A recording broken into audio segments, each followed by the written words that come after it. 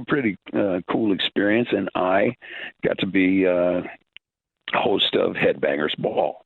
And I like that kind of music, and so I said, fine. So I did the Headbangers Ball, and one day they said this new band's coming, Guns N' Roses, and they have an album, their first album, Appetite for Destruction.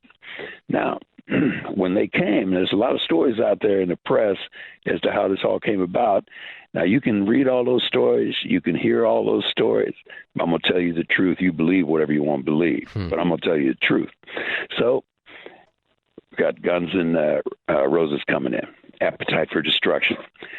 I had found out that that studio was to be demolished after that show, and a new Headbangers Ball set was getting ready to be put in place.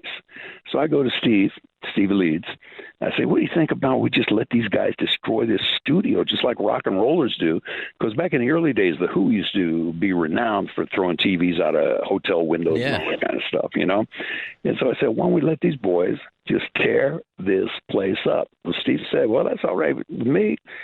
Go talk to the set producer. I talked to the set producer. Great idea. And so, boom, the idea was born. I presented it to Axl and Slash when they got there.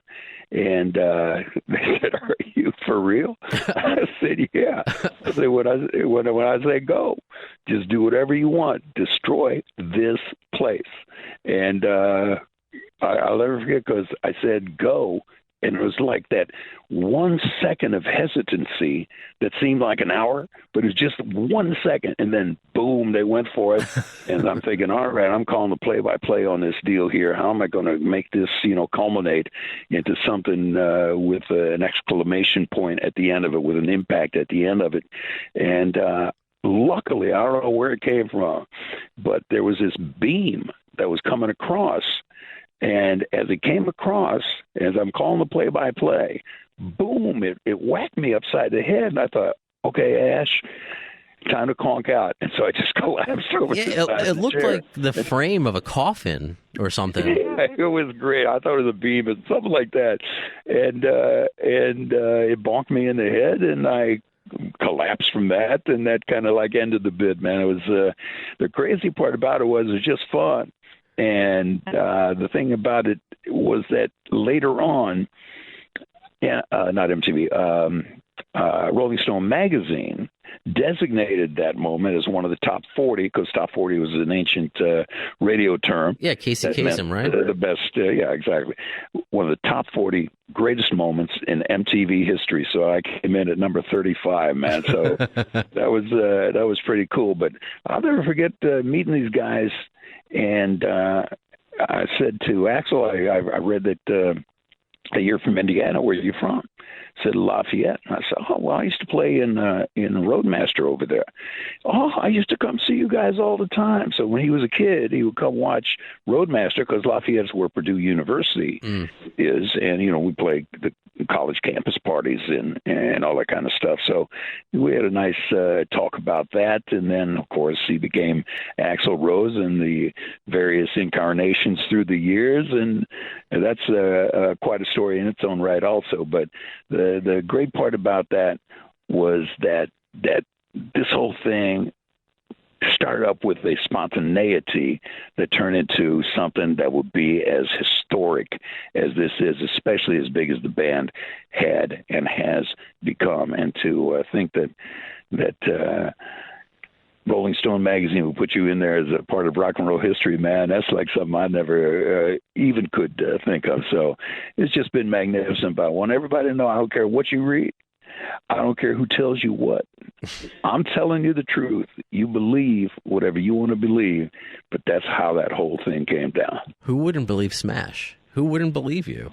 And it was just because I know how my brain works. Well, I should say I've come to understand that my brain works weird, my chemical imbalance. So some people are like, how did you come up with that idea? I don't know. But was there anything that kind of sparked the idea of, because, familiar with The Who being legendary, destroying hotels and Zeppelin, and you knew you were, because the studio looks disheveled.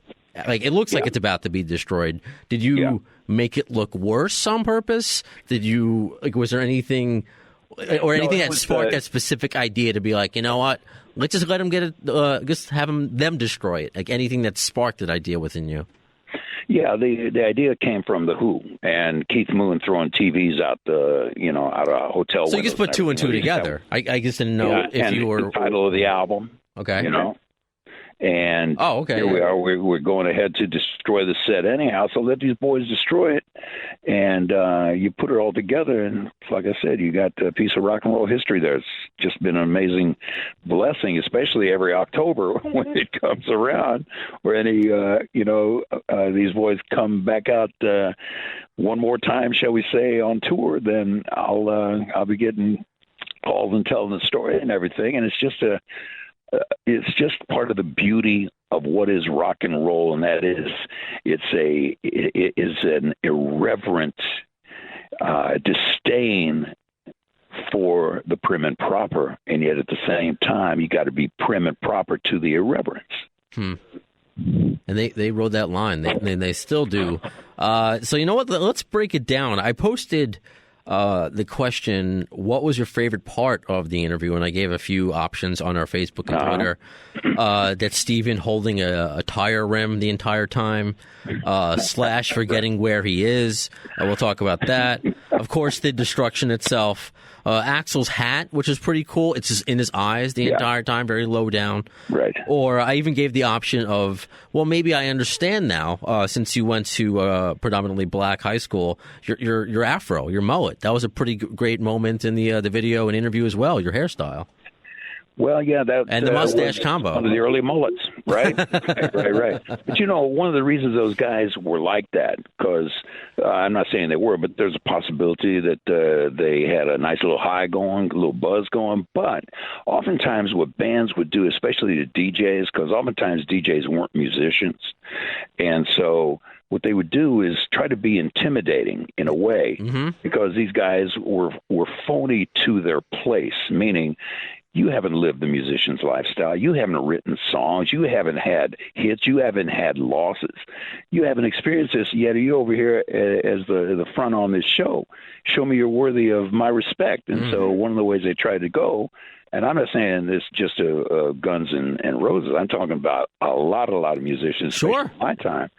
But I experienced what they've experienced, the hits and the losses, and I was able to sit up there with them because I was one of them. And respect begets respect, man. So I was fortunate in that fashion. I love because I want to talk about your interview style, because that's a conversation I've been having on social media with my listeners. But I want to give a few of them a shout out for the comments they've been leaving about the video, some of their favorite moments. Wendy said, "Was Duff even there?" Facetiously, of course, because he was the only one I think who didn't talk. Right. Ernesto said Axl falling down at the end and Steven making fun of him. Tori says Izzy being high and fixing his hair and trying to take part in the conversation or whatever it was he was doing. What else we got? Let's look at Twitter. Jen, I just lost it. I will find it again, and I may or may not edit this on Twitter. See, this is why I need a producer. This is why I need an actual producer. There we go. So Jen writes, Izzy being high as fuck.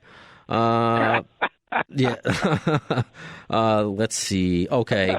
We'll get to the part and you'll see if it's right. I thought, because when I first watched it, the Slash was high as shit. Maybe he was. Like, why he didn't know where the show was. But Marco on Twitter writes, love the interview. Slash is forgetting it wasn't broadcast live. I believe it was being recorded Thursday with the GNR show on Friday night, but Smash was reminding Slash it was, quote, Saturday. So is that what happened? That was the mistake, that he just wasn't, it wasn't like because we'll play it and you'll hear them all laugh at him.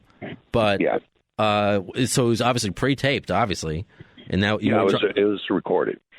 It was recorded and then placed in the appropriate slot, because back then I think it was Saturday nights, maybe Friday nights, but I think it was Saturday nights that Headbangers Ball landed, So these boys would roll in accordance to whatever their concert or promotional schedule would be, and then they were placed in the correct slot. All right, cool. So let's play some of this and see. When was the last time you listened to it?